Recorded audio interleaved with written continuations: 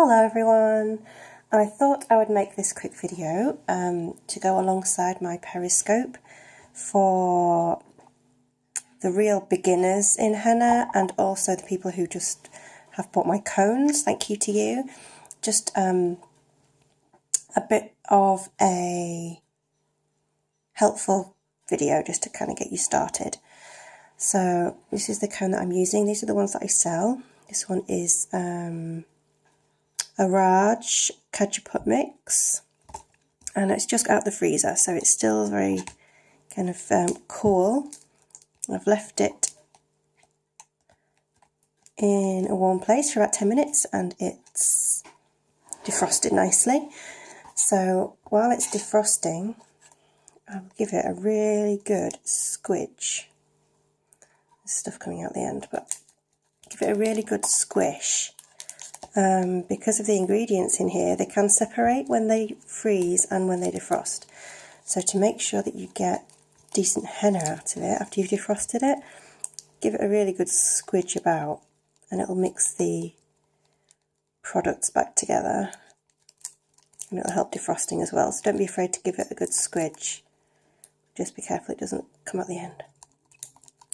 Squidge, squidge, squidge. Okay. I'm going to do that for a couple of minutes, but this one's fine. And then once it's defrosted, sometimes you'll find that in the end here, you'll get a natural plug of henna, which is hard, which obviously is a problem. So when you want to squeeze, it's not going to come out the tip. So get some paper here. With this one, to get the natural plug out, if you lay the cone on a piece of paper and push down on the tip here and squeeze out whatever is in the end. That's what I did here for mine. And if there's any hard bits or dried up henna from the freezer, it'll come out the end. So then you have a nice clear tip. Okay, so we have an open tip. You could also put a pin in there if you wanted. When you put it in the freezer, I actually roll my cones around a pin so the holes are always consistent. So if you want to put it back in the freezer, you can put a pin in the end and it'll keep that hole nice and open and clear for you. So now we have an open end and we have defrosted henna. Things you want to do, I would suggest, when you get your first cone, is when you have a brand new cone, sometimes they need warming up. Sometimes they need bending a little. Sometimes, you just need to get used to your cone. They're all slightly different. So you want to get your piece of paper. I'm using a Perspex hand here. It's shiny plastic. And then when I'm finished doodling, I just get a baby wipe and I can just wipe it, scrape it off. But you can use paper. You could use a piece of glass if you have a mirror, or you can use the back of a chopping board, which is also this acrylic. It's just handy because you can wipe it off.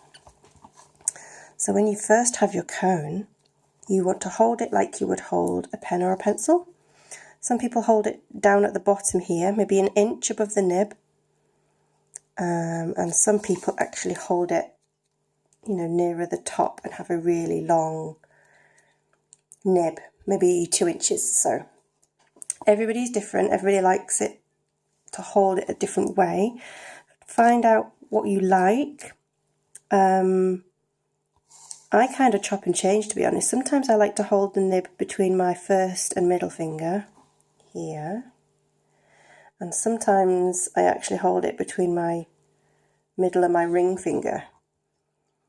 It just depends on the day and kind of how I'm feeling, but I'm kind of in this kind of mood today. And the pressure, the squeezing of the cone, comes from the thumb.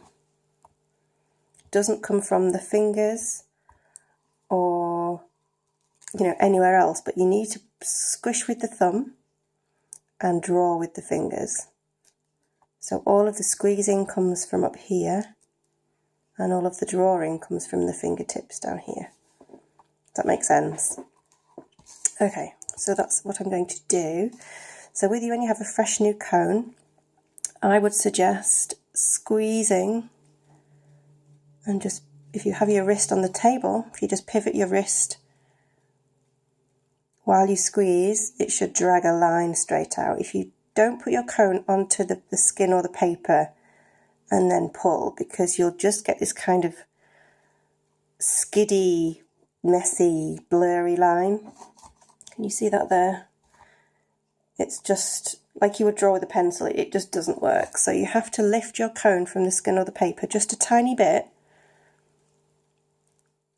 and let the henna kind of fall out of the cone. Okay, you see how that's kind of gone wibbly and not very nice? That basically means that the cone isn't warm or the paste isn't defrosted properly and it's just not very happy. So that's why we do a warm-up, so you don't get that type of stuff on your skin. So if we just keep kind of squeezing and pivot your wrist. Let me come back a bit and maybe you could see. Squeeze and pivot my wrist, and don't think of this as wastage from your cone, because there's no such thing. If it's coming out of the cone, then you're practicing. So it's all practice, even though it's not for anything, it's still practice. And even though these cones aren't huge, you know, you get a lot of henna in the little cones. You don't need a lot of henna for a design, so think of it as practice, not as waste. So you want to just practice a couple of lines, try and lift the cone slightly from whatever you're drawing on and let the henna kind of fall out. That's called draping, and you see the difference between the ones where I've lifted slightly and the ones where I've dragged across the skin, when it's all a bit kind of scrapey. See what I mean? So I would suggest doing a good few of these, and then when you can get it consistent, when the henna's kind of warmed up in your hands slightly and the cone has kind of warmed to your shape, you'll get kind of an imprint eventually of where your thumb's happy to go and where your fingers go. So I would always, even with a client, even when I'm just kind of doodling at home, the first thing you do is do kind of lots of lines, be happy with the consistency. See, that one went crazy. If I'd done that on some skin, it would be not nice. So you want to kind of do that and make sure you're happy with it. The harder you squeeze with your thumb, the faster the flow will be. If you're gentle with the thumb, the slower the flow will be. So depending on if you'd like a thick line, or a thin line, it just depends on how much you squeeze with the thumb here at the top. Alright, so I would suggest doing a little bit of that. When you're happy with your lines, I would suggest doing some dots. So the same thing, you hold it in exactly the same way. You don't move the cone for dots. Try a line full of small dots. Keep the cone slightly off the plastic or skin. Squeeze, squeeze, squeeze, and lift. You don't want to draw a circle and fill it in.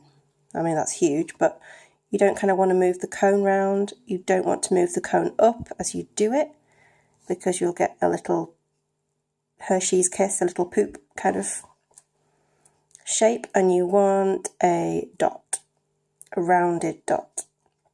Let me show you. Can you see from that angle? You see how one of them stood up slightly, and then the rounded one is kind of just like a ball. So you want to do a bunch of those. Do a line of small ones.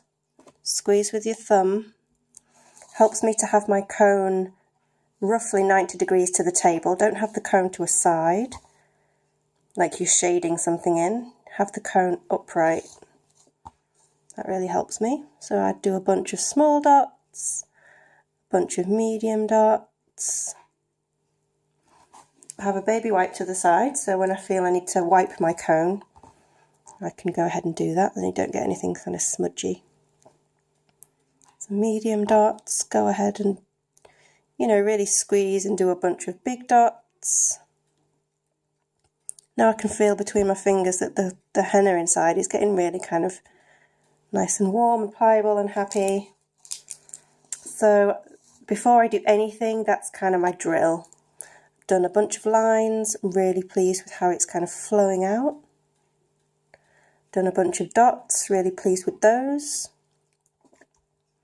And in a nutshell, that's kind of the drill before you do anything with any new cone. So I will do another video on how to start to sketch once you've done that. Please feel free to write things in the comments. I will be doing another Periscope, so if you want me to cover anything in particular, or if you want me to troubleshoot, write it in there as well, and I will gladly do another video for you. Thank you, bye.